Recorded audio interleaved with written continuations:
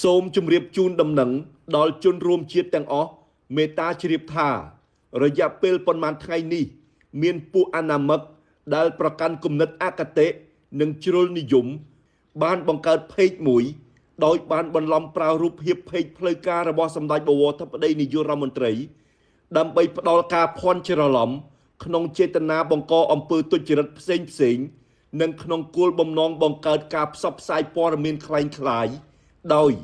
1ផុសរូបភាពនិងខ្លឹមសារផ្ទុយការពិតនិងផុសក្នុងក្រុមឬក្រុមផ្សេង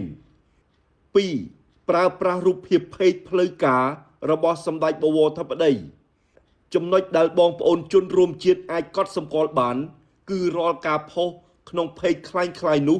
គ្មានបញ្ជាក់ម៉ោងនិងរយៈពេលនៃការផុសដែលផ្ទុយពីเพจផ្លូវការពិតប្រាកដ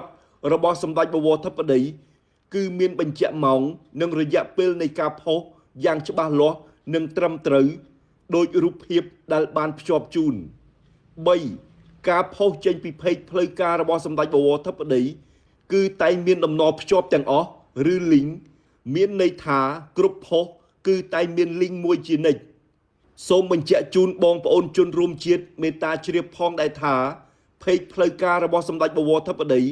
មានដំណរភ្ជាប់តែមួយគត់គឺអាស្រ័យហេតុនេះសូមបងប្អូនជនរួមជាតិបង្កើនការប្រុងប្រយ័ត្ន